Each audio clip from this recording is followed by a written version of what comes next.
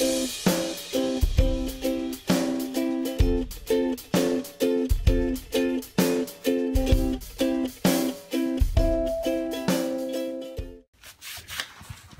привет! Добро пожаловать на мой канал! Сегодня я научу вас вязать вот такие тапочки. И сегодня я расскажу вам, как связать вот такую подошву. Да, мы свяжем к этой подошве вверх, но верх может быть любым.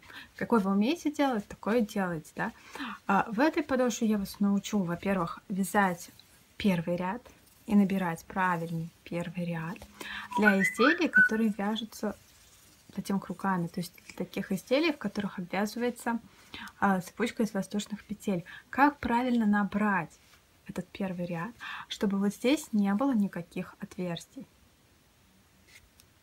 Да? То есть этот метод подойдет для прямоугольника, для овала, не только для подошвы тапочек. Подошва вяжется кругами, то есть не по спирали. Здесь вот мы будем стыковать самые обычные столбики без накида в круг. И также одной из изюминок своих подошв я считаю, что вот эта косичка, которая проходит и сверху, и снизу. То есть, видите, абсолютно одинаковые две половинки, и обе они соединены косичкой. Да, если вы сделаете это просто таборным швом, самым обычным, у вас будет с одной стороны косичка, а с другой стороны будут стежки. Я научу вас, как делать вот именно косичку с двух сторон. Все мои приемы применимы абсолютно для любой схемы. Если у вас есть какая-то схема, по которой вы уже вяжете подошву, она вам подходит, она вам нравится, да, то, несомненно, все эти приемы применимы и к ней.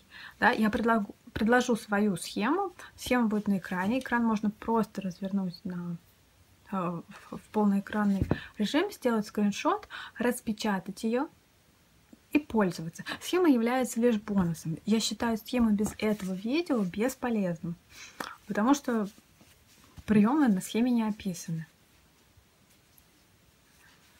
Моя подошва в длину примерно 25 сантиметров, хотя у меня нога 36 размера, и по ГОСТу, если вы посмотрите, 36 размер это 22,5 сантиметров. Вязать я тоже, вязать мы будем ее же, да, но мне нравится, когда ступня умещается в таких тапочках, как бы между вот этими окаймляющими косичками. Да, то есть она вот здесь вот. То есть размер моей ноги уместится вот здесь. Соответственно, если вы считаете, что вам так не нравится, и что 25 сантиметров это не 36 размер, то тогда для вас 25 сантиметров это 38 размер. Ну или 37, я точно не знаю. Вот, поэтому будем ориентироваться на это. То, что для меня вот эта подошва, это 25 сантиметров, это 36 размер. Если вы хотите получить больше, соответственно, к тому набору, который предложу я, вам нужно будет добавлять количество петель. Вам нужно будет добавлять по одной петле на каждый размер. Также размер можно увеличить, использовав более большой номер крючка. Я буду вязать на семерке. Если вы будете вязать на восьмерке или вдруг на девятке, то, естественно, вы получите другой размер вот этой тапочки. Вот. Поэтому, увеличивая количество набранных петель в начале, вы тем самым увеличите размер. Уменьшая их, вы тем самым уменьшите размер. Сначала о материалах я возьму ролик Бисквит. Это цвет изумруд. Одного ролика мне хватает на тапочки, да, но у меня довольно небольшая нога. Также нам потребуется 2 крючка. У меня 7-8 двойной и просто восьмерка. Второй крючок будет вспомогательный. Ну, он должен быть примерно такого же размера, как, например, тот, который вы будете вязать. Но если у вас нет 2 одинаковых крючков, вот, например, у меня 2 восьмерки, да, то не страшно. Возьмите 7-8. Это ерунда, это мелочь. Да? Я буду вязать крючком номер 7. Вот, например, у меня нету 2 крючков номер 7, но 2 крючков номер 8 у меня найдется. Поэтому я возьму 7 и 8, да. Именно их нужно 2 никогда, 2 головки с 2 сторон, а 2 отдельных крючка. В данном видео это будет важно. Итак, я расскажу, как вязать тапочки на примере схемы. Схема будет на экране, но по моим приемам можно вязать тапочки по любой схеме, по той схеме, которая вам нравится, по той схеме, в которой вы уже вяжете тапочки, тоже можно вязать используя мои приемы. Всего лишь они будут, ну, чуть-чуть более усовершенствованы, чуть-чуть другие, да, какие-то более практичные. Да, она состоит из воздушных петель, столбика без накида, столбика с накидом, полустолбика с накидом и соединение. Соединение я буду делать немножко, наверное, не такое, как привыкли всегда или как описывается в книжках или журналах, но обозначим этот элемент тоже как соединение. И в начале схемы каждый ряд у меня начинается с подъемной воздушной петли. Но в то же время эта воздушная петля является частью соединения. Поэтому делать 2 воздушных петли и ту, которая является частью соединения, и просто воздушную петлю не надо. Делаем соединение, частью которого является воздушная петля. Она же будет и первым столбиком, да? Она будет заменять первый столбик. Я набираю 17 петель, и в схеме у меня 17 воздушных петель. Если вам нужно сделать размер побольше, то вам нужно набрать больше воздушных петель в начале. Я в схеме выделила 3 участка, куда можно добавлять эти петли и как их распределять. То есть, если вы добавляете, например, 2 петли, то потом, когда вы будете провязывать уже эти петли по кругу, нужно распределить их равномерно. То есть добавлять 2 петли в один и тот же участок, например, в участок пятки или только в участок носка, но я бы не стала. Я бы добавила по одной петле, одну в пятку и одну в носок, например, так. Да, если вы добавляете одну петлю, то уже как бы сами смотрите, куда вам удобнее, в носок ее добавить или в пятку. Естественно, петли добавляются не в скругление, а в ту часть, которая плоская. Да, либо можно еще регулировать размер получающейся подошвы размером крючка. То есть, если я буду вязать на 7-ке, а вы, например, свяжете на 8-ке, естественно, подошва у вас будет другого размера. Плотность, конечно, будет немножко другая, но это настолько не критично, потому что она двойная. То есть, чуть-чуть изменив размер крючка, вы получаете другой размер, при этом ничего не высчитываете, но чуть-чуть другую плотность. Это абсолютно не важно. Итак, давайте начнем вязание.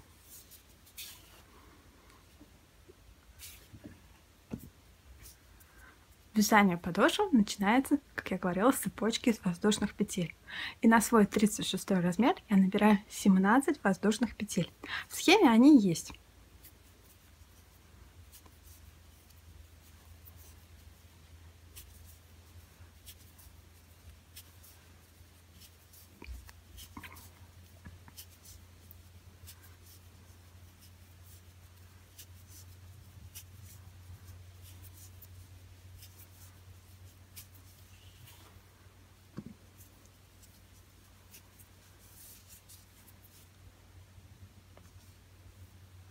Дальше я вам покажу, как вязать первый ряд так, чтобы у него не было дырочек, да, потому что, как обычно, все вяжут, у всех потом вот здесь вот дырочки жуткие, которые их закрывают какой-нибудь косичкой или еще что-нибудь прокладывают.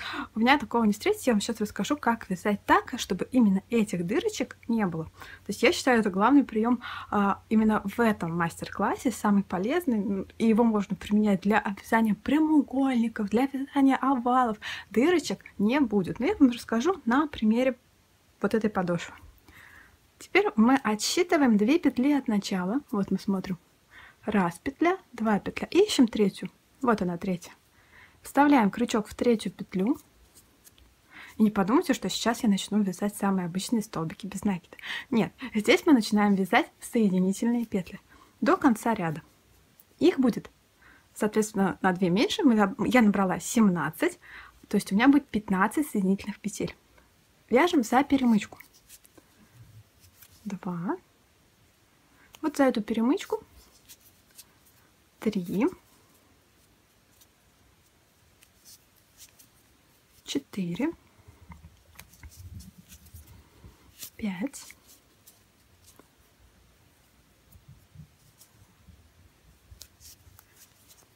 6,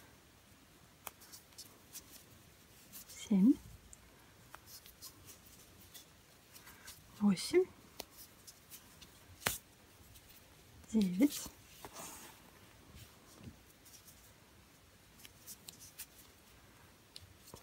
10, 11, 12, 13, 14. И последняя петля у меня тоже всегда является петлей. Это никакой не узел. У нее тоже есть вот последняя перемычка. Вот она, смотрите, как она выглядит, да. И ее я тоже провязываю. Делаем 15-ю петлю. То есть вот, посмотрите, наборный край я утолщила. Я сделала его толстым.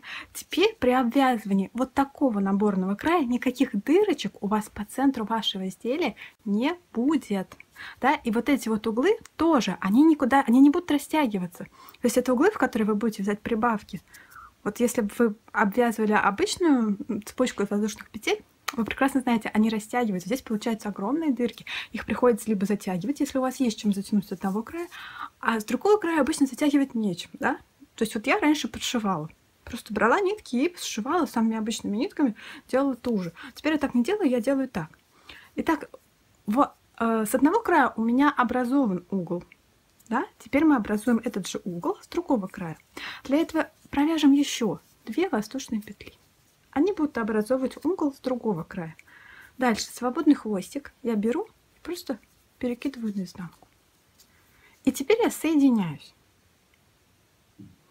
Как я соединяюсь? Я просто вставляю крючок в первую петлю и подхватываю ту петлю, которая у меня есть, ту рабочую петлю, и ее провязываю. В первом ряду этот прием я называю соединением.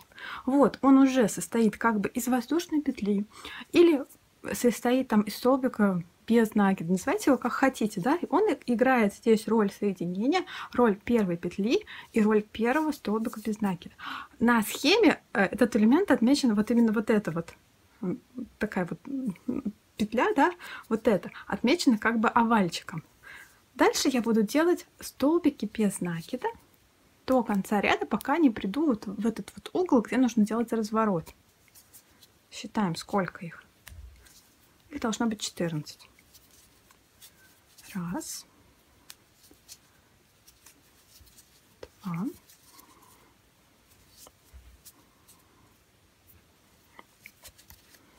Три.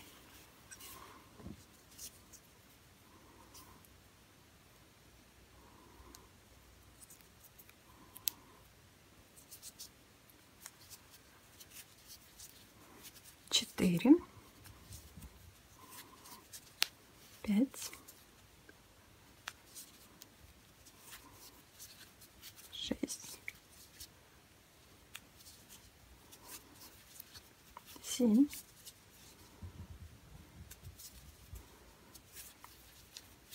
8.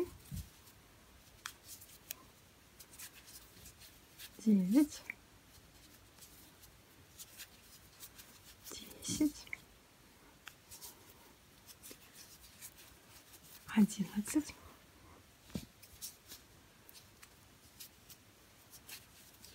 12.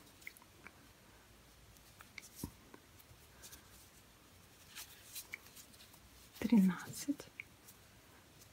14 сейчас будет. И я дошла до разворота. 14. Посмотрите, что происходит, да, и как получается.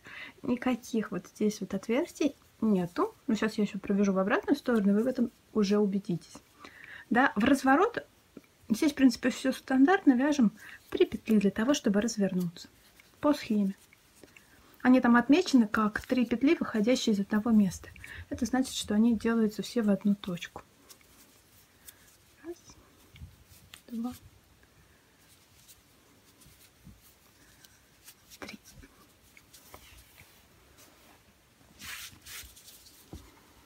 Ну и дальше в обратную сторону нам нужно сделать то же самое. Вяжем снова столбики без накида, но их уже здесь будет 15, потому что, помните, первый столбик вот здесь был из соединения. И вставляем крючок в дырочку, откуда выходили, ну, как бы столбики с противоположной стороны. Да, эту дырочку очень легко видно. Как бы здесь вы не перепутаете, куда вставить. Раз. 2. Видите, как получается аккуратно и красиво. 3. 4.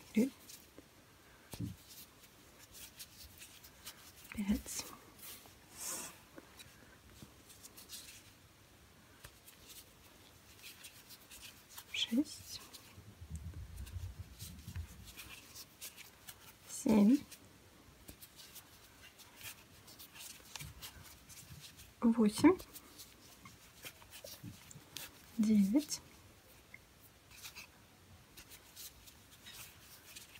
10,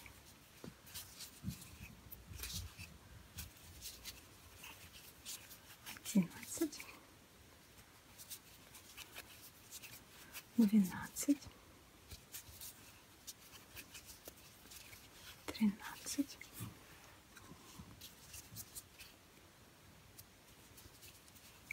14, 15. 15 столбиков без накида я нахожу место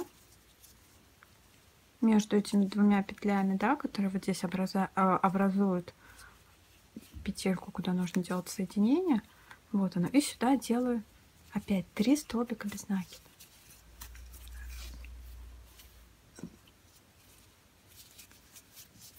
Два. 3. Давайте подтянем хвостик. Вот так получается первый ряд. И сейчас я его соединю. То есть я снова вставляю крючок с изнаночной стороны под первую горизонтальную петлю. Вот она, не путайте с вот этой. Да, это столбик, как бы первый столбик. Вот. Сюда вставляю, вытаскиваю наружу. И все. И дальше пальцами я его просто приделываю. Вот это считается соединением. Именно в этом мастер-классе, именно в этом видео, в этих приемах, вот это движение я считаю соединением. Вот вы скажете, да, они тут не держатся, но вот мы соединили. И затем делаю воздушку. То есть вставляю крючок. Ну, пальцем я держу. То есть вот я их зажала, потому что иначе они рассыпятся. Вставляю крючок, подхватываю свободную вот эту петлю и через нее делаю воздушную. Вот у меня получился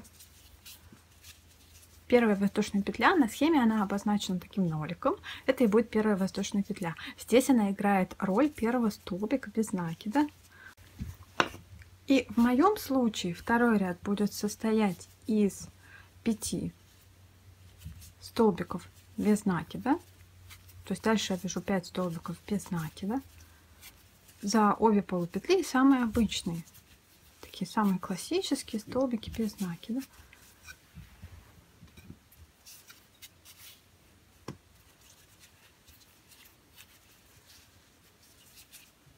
Четыре полустолбика с накидом. Делаем накид, провязываем. И затем все 3 петли, которые есть на крючке, провязываем вместе. Это является полустолбиком с накидом. Он чуть выше обычного столбика и чуть ниже столбика с накидом.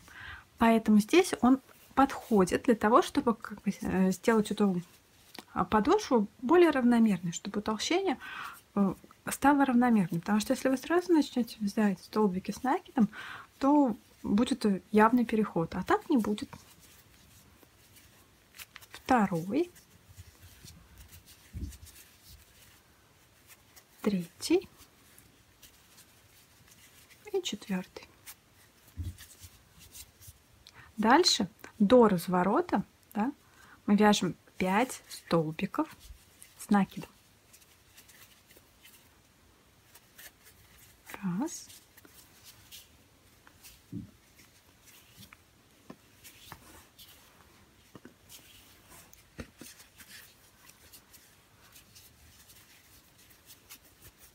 Два. 3.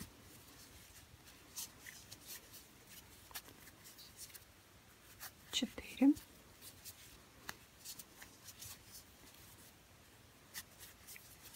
5.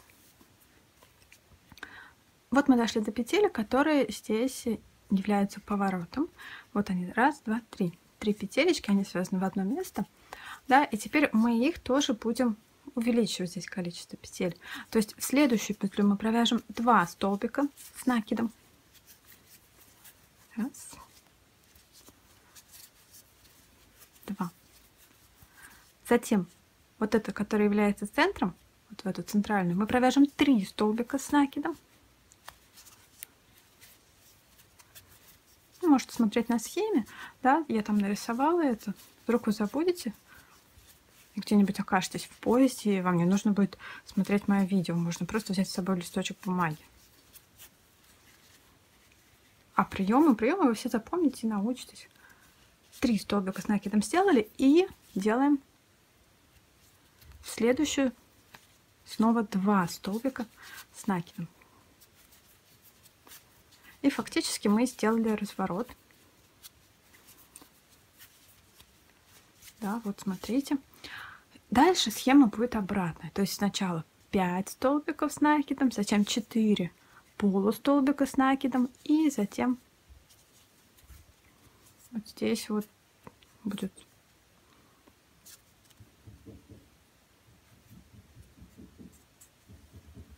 и затем 6 столбиков без накида. Мы дойдем вот до этого разворота.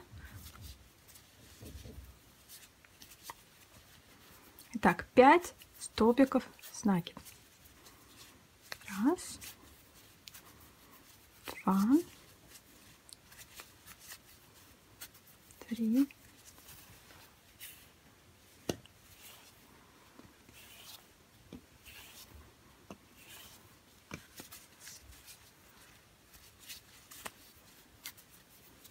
4, 5. 4 полустолбика с накидом. Да, если вы делаете другой размер, то где-то здесь у вас будут прибавки. Соответственно, это количество будет 4 полустолбика с накидом. 1, 2, 3, 4. То есть, видите, они находятся друг напротив друга. Столбики с накидом по одной стороне и столбики с накидом по другой стороне друг напротив друга. Вот, они симметричны. Вы можете ориентироваться на симметрию, да, чтобы не сбиться. Вот, даже видно, здесь закончились полустолбики с накидом. Вот я связала последний. И дальше у меня опять идут обычные столбики без накида. Их будет 6. Там было 5, потому что первая была воздушная петля, которая играла роль первого столбика без накида. Здесь будет 6, и мы доходим до разворота. Здесь 3 петельки разворота, но разворачиваться на этом крае, вот этот край, видите, он толще, этот уже, мы будем немножко по-другому, да, потому что мы вяжем столбиками без накида с этого края. Здесь просто удваиваем. 1, 2. То есть в каждую петлю связано по 2 столбика без накида.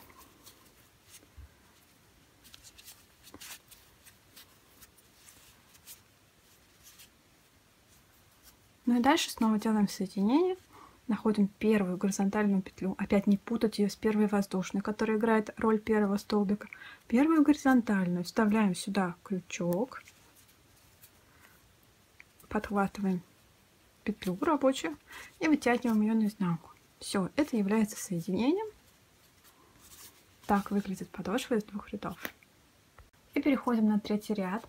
Соединение закрепляем точно так же. То есть вот под него вставляем крючок, захватываем свободную петлю. Это надо сделать повыше, чтобы прям было удобно захватить. Вот, я ее захватила и в нее провязываю воздушную.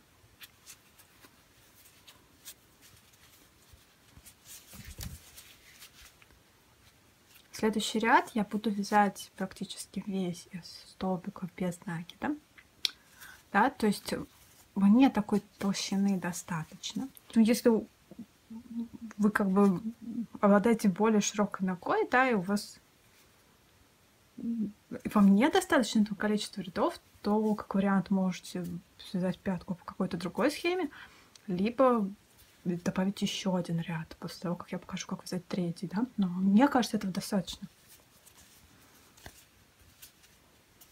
Дальше вяжу столбики без накида в каждую петлю до того момента, как начнется скругление. Там будет немножко по-другому, потому что нужно будет опять закруглять. Но пока все просто.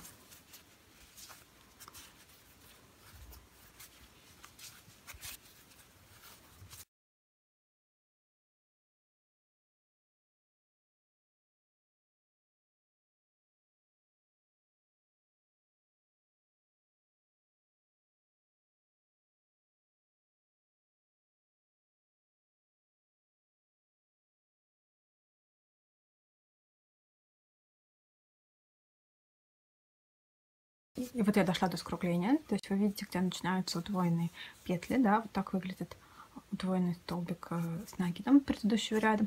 Теперь снова нужно начать делать удвоение. То есть здесь я вяжу 2 столбика без накида в одну петлю.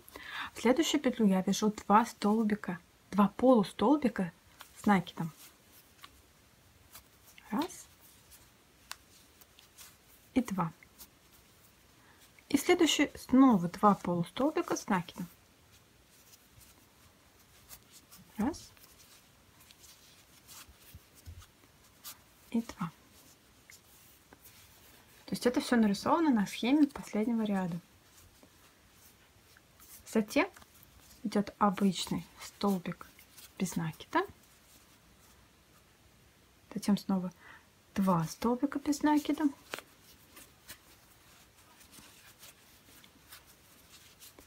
Затем 1 столбик. И затем 2.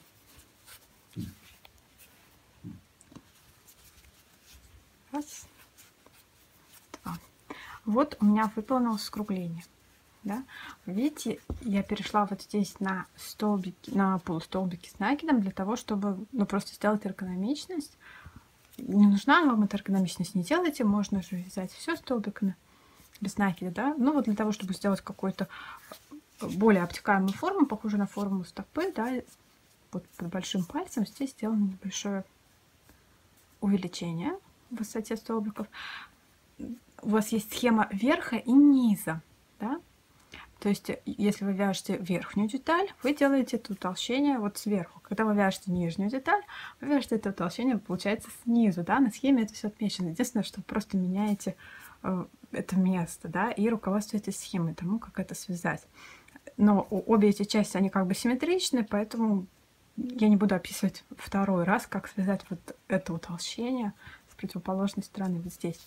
Ну и заканчиваем ряд до следующего скругления столбиками без накида.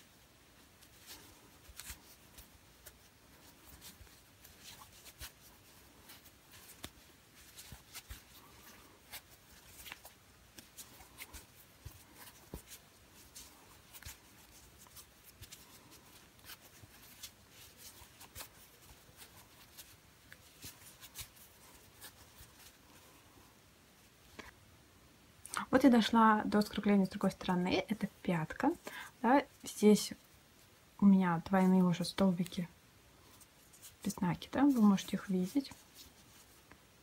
То есть это начинается скругление, дальше я буду скруглять как бы чередую 1 столбик без накида и 2 столбика без накида. А в детали, которая противоположна этой, то есть у которой утолщение будет не сверху, как мы вязали, а снизу, чередование идет наоборот. То есть 2 столбика без накида, а затем 1 столбик без накида. Это не очень принципиально, но все же добавляет симметрии. То есть опять 1 столбик без накида, 2 столбика без накида.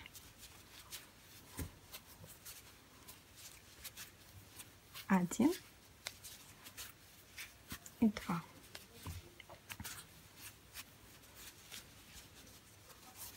Ну и фактически одна деталь подошвы закончена. Связать нужно будет таких деталей 2. И также нужно будет связать 2 детали противоположные этому. То есть вяжутся они практически идентично. Вот небольшие 2 различия, где делается утолщение. И вот в чередовании здесь вот в пятке вот этих вот столбиков. Чередование даже не принципиально. Вот. Делаем соединение с последним рядом. И нитку я обрезаю и откладываю.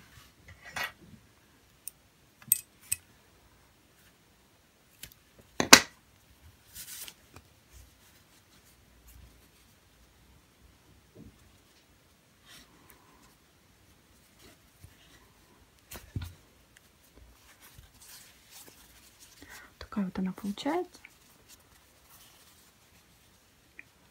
Я свяжу вторую противоположную деталь вот этой. Затем я их обе отпарю. Это тоже принципиально. Вот вы сейчас видите, она такая вот... И все время меня спрашивают, почему у вас какие-то скрученные вещи там получаются, все время что-то куда-то косит. Конечно, у меня тоже косит. Вот, что не косит? Косит, конечно. Я просто беру утюг и парю, и отпариваю. И у меня косит. Итак, я довязала вторую симметричную половинку. Сшивать я буду контрастной ниткой. Это для удобства на камеру, да, чтобы было видно просто. Если хотите, вы тоже можете сшивать контрастной нитью. У меня это остаток вот такого цвета. Можно это делать ниткой того же цвета, которым вы вязали все. Тогда вот здесь вот я сейчас обрежу, да, такой небольшой хвостик ставлю. Если вы хотите сшивать этой же ниткой, которую вы вязали, то, ну, отмотайте где-нибудь метра 3 и тогда обрезайте.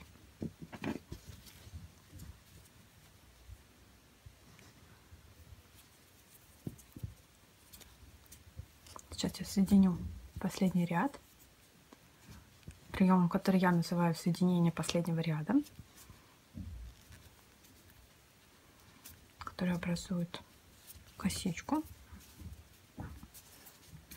Все, 2 половинки готовы. Так они выглядят. То есть фактически они будут верхом и низом, да? Это не левая и правая половинка. Это верх и низ. Вам нужно каждой из этих половинок иметь 2. То есть когда вы их сошьете, они будут абсолютно одинаковые. Одна из них станет... Это сейчас. Одна из них станет правой, а когда вы ее перевернете, она станет левой. Да? То есть никакой разницы в этих подошвах не будет. Да? Поэтому именно в схеме я их обозначила как первая половина, первая деталь и вторая деталь. Это не правая и левая. Ну и вот мы добрались до того момента, когда я буду их сшивать, и здесь мне понадобится второй крючок. Наверное, вы уже мучились вопросом, зачем мне нужен второй крючок. Сейчас все узнаете. Соединяете 2 противоположных детали изнанкой внутрь. И соединяйте противолежащие петли. Как их определить? Вот смотрите, где у вас заканчивается, например, на пятке скругление. Вот эта петля — это последняя петля скругления. Значит, вот эта петля будет, это будет следующая за скруглением петля. Я беру нитку и вставляю в нее крючок и подхватываю нитку, которую буду сшивать. Пока оставляю эту конструкцию так. Теперь на противоположной стороне я тоже ищу, где заканчивается скругление. Вот оно там же заканчивается. Вот. Раз, два, раз. Здесь вот видно. Вот удвоение идет. Вот оно. То есть и уже в последнюю петлю скругления с противоположной стороны я снова вставляю крючок, подхватываю нитку, ту же самую нитку рабочую. А теперь она у меня оранжевая. И опять оставляю эту конструкцию таким образом. Возвращаюсь к первой половине. В следующую петлю я вставляю крючок, подхватываю нитку и провязываю. Делаю соединительную петлю. Теперь снова во вторую половинку вставляю крючок в следующую петлю, подхватываю нитку, провязываю. Подхватываю, провязываю. Здесь вот хвостик немножко подтяну.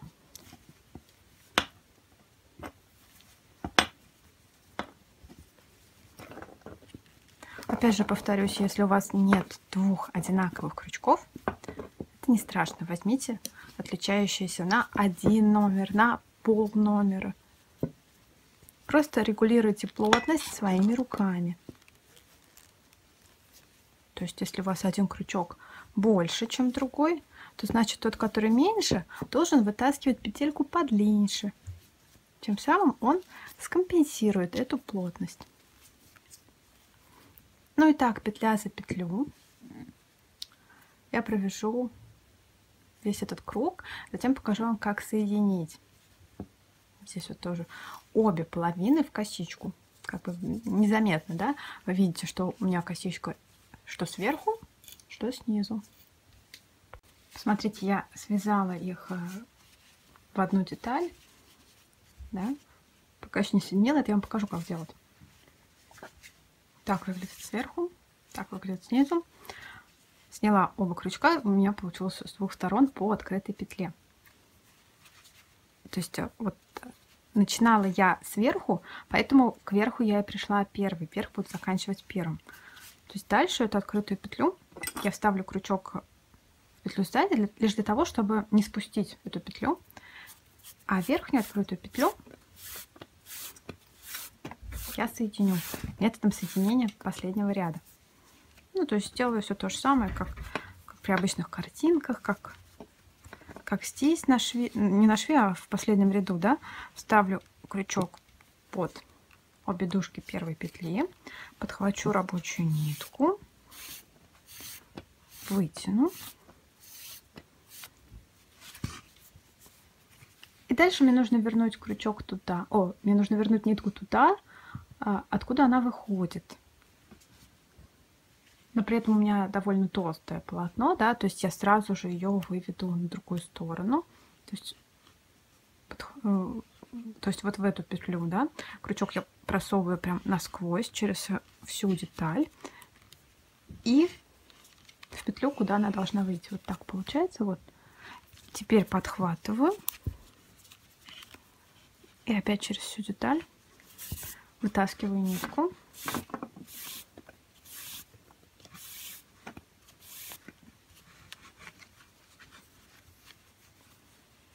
Ну и делаю такое же соединение здесь. Снова под обе дужки первой петли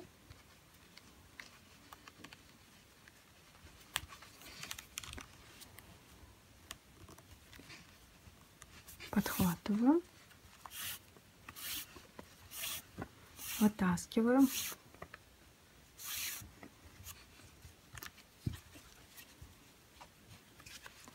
Ну и дальше в эту же петлю возвращаю нитку. Таким образом косичка замкнется. Вы можете посмотреть, она замкнулась. Теперь эту нитку можно взять иголку, да, с толстым ушком и просто вывести вовнутрь подошвы, она же полная внутри, и уже обрезать. Да, и также где-нибудь вот здесь, вот и вот здесь, самыми обычными тонкими нитками, обычной иголкой подшить незаметно для крепости. Вот смотрите, какая получилась подошва. Вот так вот она будет правой. Если вы ее перевернете, она будет левой. И они абсолютно симметричные две стороны.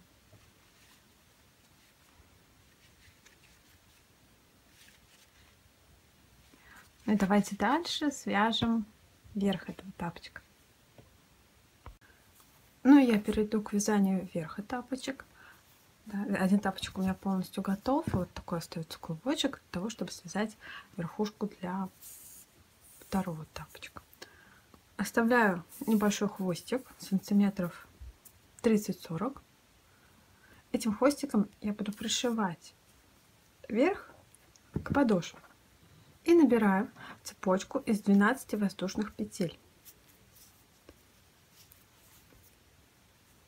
Опять-таки, количество этих петель зависит от полноты вашей ноги, от ее подъема.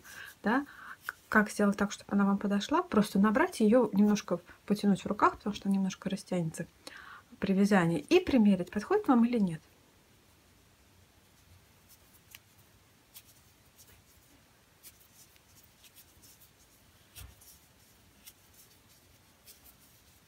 Вот мне подходит 12 петель. Дальше первую петлю я отступаю и во вторую петлю за дужку я делаю столбик без накида. 1, ну и в каждый следующий до конца ряда 2, то есть их получится 11, 3,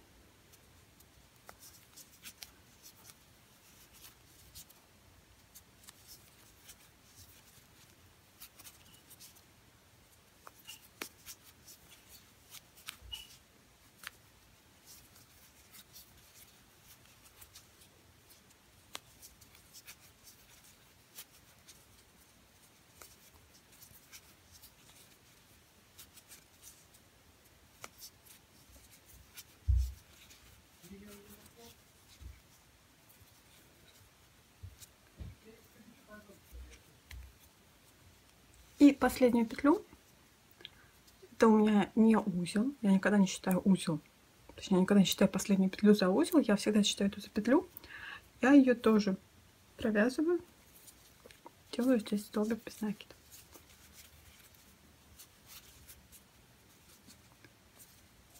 Все, первый ряд готов. Вот его вы можете уже примерить на свой подъем. Если он вам подходит, то вы связали правильную длину. Если вам немножко узко или болтается, то надо набрать поменьше или наоборот больше петель. Дальше делаю воздушную петлю и разворачиваюсь.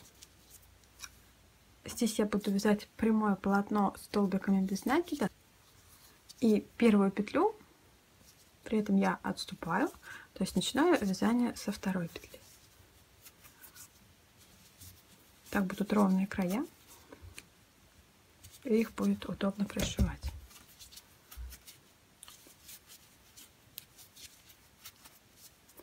До конца ряда 11 столбиков без накида в каждую петлю.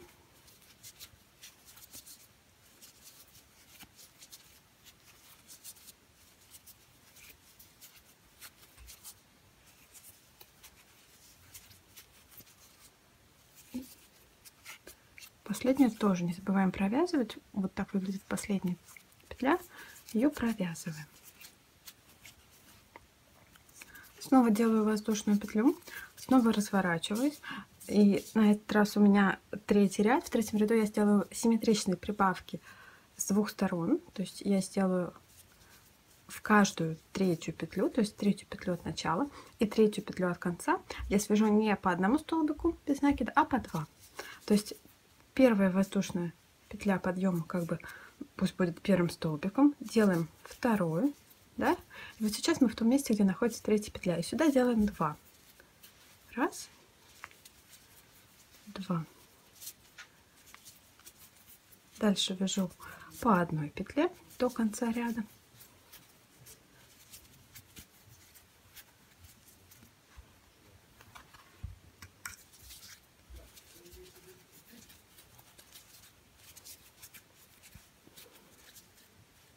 И вот я снова дошла до третьей петли уже с конца, и ее я тоже удвою.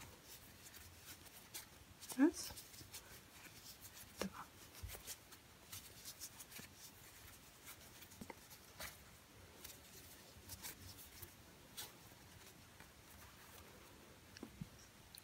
Все остальные ряды я буду вязать уже без прибавок.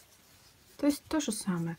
Делаю воздушную петлю подъема, разворачиваюсь, петлю отступаю, во вторую петлю начинаю делать столбики без накида и до конца ряда.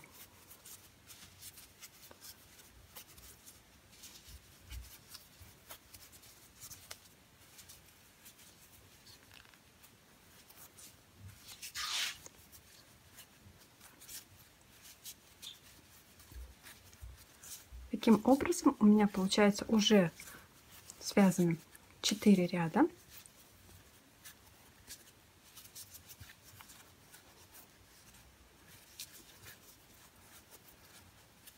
И всего я свяжу еще 4, то есть итого их будет 8. Так, 8 рядов я связала. А вот эта часть будет у меня лицом. Ну, я здесь уже пришила такой же частью. Вы просто смотрите, чтобы они были одинаковые, да, потому что если вы пришлете как бы вторую верхушку немножко другой стороной, то разница все-таки будет. Дальше петлю просто вытягиваю. И сейчас я пришью ее к подошве. Просто нужно отметить, что если здесь я пришила с одной стороны, у меня, например, тапочек этот правый, да, то значит этот тапочек будет левый, то есть вот это уплотнение у пальца будет вот с этой стороны. Я беру вверх и кончик, который я оставила, хвостик, вставляю в иголку.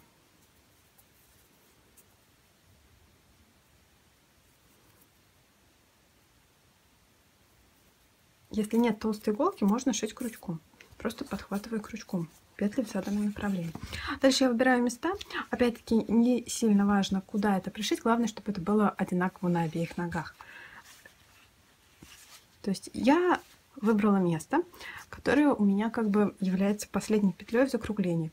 То есть вот здесь вот, если вы видите, идет 2 столбика без накида, вот в это место я и начну пришивать. Вставляю иголку и прям насквозь протыкаю, затягиваю. Здесь ищу следующую, такую же, просто также вставляю и смотрю, куда она выходит. Она должна выйти, вот она выходит, то есть перед косичкой, как бы косичка должна остаться с краю. Так, мне кажется, красивее выглядит. Разверну, подтягиваю. То есть на изнанке вот ничего не видно, шов ушел туда, вот вовнутрь. Вот здесь вот его можно посмотреть. Да, снова нахожу дырочку уже в следующем ряду, куда можно вставить иголку. Подцепляю, подтягиваю и возвращаю иголку в то же место, откуда она вышла. И с изнанки вот она выходит. То есть фактически это получается самый обычный шов козликом. Или через край, как он называется, точно не знаю. Просто вы еще подхватываете перпендикулярно этому шву подошву. Опять еще следующую петлю, куда можно вставить иголку. Вот. Прям туда же, куда вы сшили, в те же самые дырки, в которые вы сшивали эти 2 подошвы, да, и они тут же будут выходить. Снова подтягиваю. Здесь уже перехожу на следующий ряд. Вставляю. И возвращаю в то же место, откуда она вышла. Подтягиваю. Снова продвигаюсь вперед.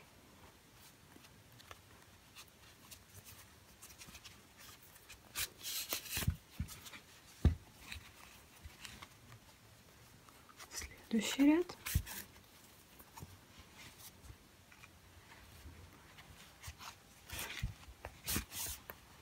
Подтягиваю. Снова вперед на одну петельку.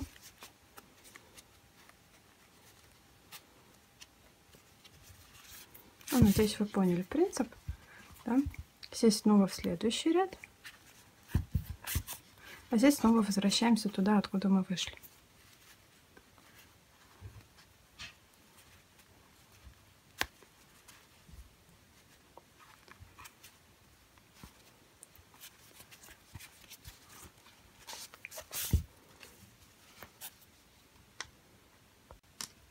Я пришила до конца. Дальше можно просто эту нитку спрятать внутри подошвы и подшить самыми обычными нитками, чтобы ничего не вылезло. Точно так же нужно будет пришить второй край у этого верха. Только он начнет пришиваться в другой последовательности, то есть не от носочка, а от середины. Да, точно такими же стежками Только смотрите, чтобы здесь они начинались с одного места. Ну и, соответственно, второй тапочек тоже должен и начинаться с одного и того же места, и заканчиваться с одного и того же места, чтобы быть симметричным. Давайте я спрячу просто на изнанке хвостики.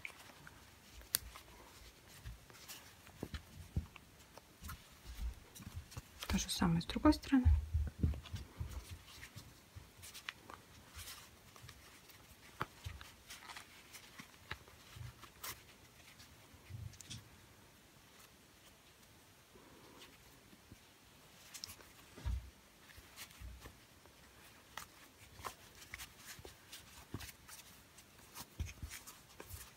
Итак, мои тапочки готовы.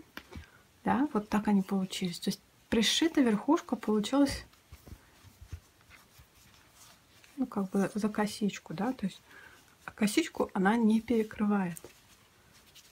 Что точнее, что снизу, что сверху по краю соединений идет косичка.